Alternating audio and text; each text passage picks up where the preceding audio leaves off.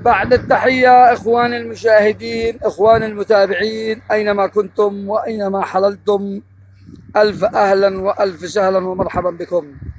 نحن الآن في رون نقيل الخشبة، وكما تعلمون الآن وتشاهدون لدينا شاحنتان، الأولى معطلة والثانية التي تحمل الأخشاب كانت سوف تنقلب، ستر الله عليها والحمد لله بمساعدة الشيول ورصوا تحت الكفر الحجار، وإلا كادت أن تنقلب. هذه القاطرة الخشب، لا أدري تلفوني سوف يبلغكم عن الحجار. شاهدتم الحجار. الآن القاطرة الثانية مش معطلة ولا فيها شيء، وفي النقيل كما تشاهدون اثنين شيولات. هذه الشيولات مهمتها أي شاحنة ما تستطيع الطلوع يقوم الشيول بدفعها ومساعدة سائق الشاحنة. طبعا كما تشاهدون الآن الشاحنات مرصوصة حتى أطراف المقطع هذا، لا أدري تلفوني سيبلغ إلى آخر شاحنة. هذا شوف الشاحنات الصغار إلى هناك.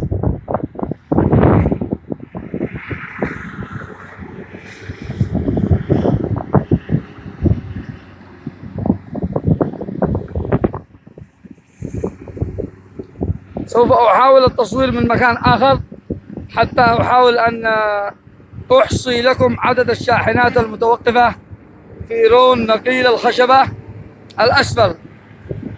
طبعا للذين لا يعلمون، هذا الرون اللي اشتغلناها الأول هنا في هذا المكان، وكانت فيه أشد المعاناة، والآن الحمد لله بفضل فاعلين الخير والمتبرعين وكل من أنفقوا في سبيل الله ما زالت الأجور تنزل إلى حساباتكم عند علام الغيوب. هنا في هذا الرون قدمتم لأنفسكم من الحسنات ما لا تعلموه أنتم، ستجدوه أمامكم. المتبرعين بهذا الرون حتى ب10,000 ريال، فهي ليست قليلة بل هي عند الله كثيرة.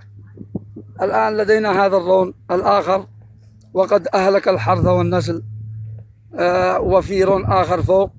لدينا في نقيل الخشبة رونين. طبعا احنا شوف هذا الآن اقتلب موتور الآن في هذا الحالة في هذا الوقت، ويحاول رفع الموتور. إذا تساعدتم، إذا كان هذا الموتور هو موتور وانقلب، فما بالكم بالشاحنات المحملة بالبضائع والمواد الغذائية من الأرز والسكر والدقيق. طبعا نحن طالبنا السائقين أن يتوقفوا هنا أو في أي مكان، يتوقفوا عن العمل حتى تستجيب الحكومات اليمنية.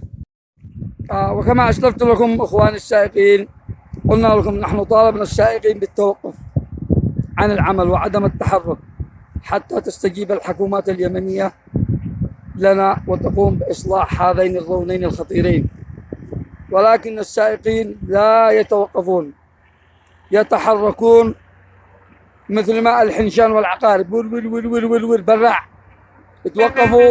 يتوقفوا لساعات من أجل أنفسنا بل الأيام. شوف الآن ما يطلع إلا هذا أبو 20 هذا يجي 10 كفرات، مش راسه عربية، 10 إطارات تجي ما يطلعوا لهم. أما القاطر اللي يجي راس عربية وسحاب هذا ما يستطيعوش يطلعوا. شوفها هذا عاد أبو 20 وعاد وصل ما قدرش يطلع، عجزه ومدري ايش حصل له.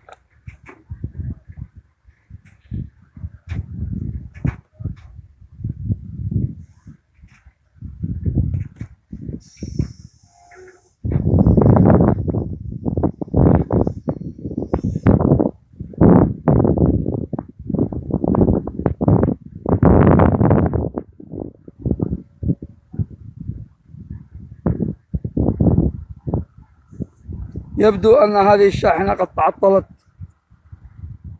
وخلاص بين عكم الخط، ما عاد يفضل إلا من هنا من داخل من جهة اليمين إذا عبروا.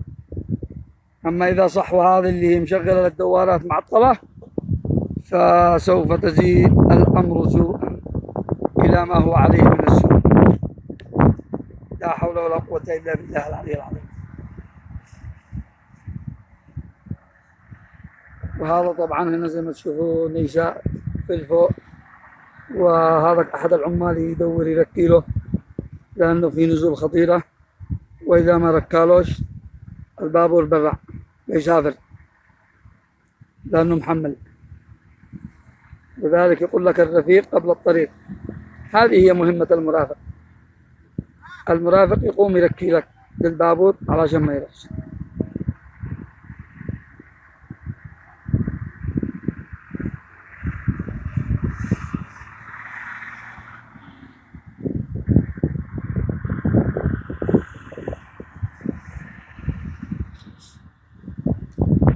يبدو أن هذه الشاحنة تعطلت،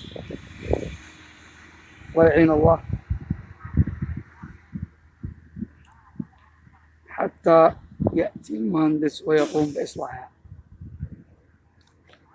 ومن هذه المعاناة طبعا السيرة كما أسلفت لكم طويلة للغاية.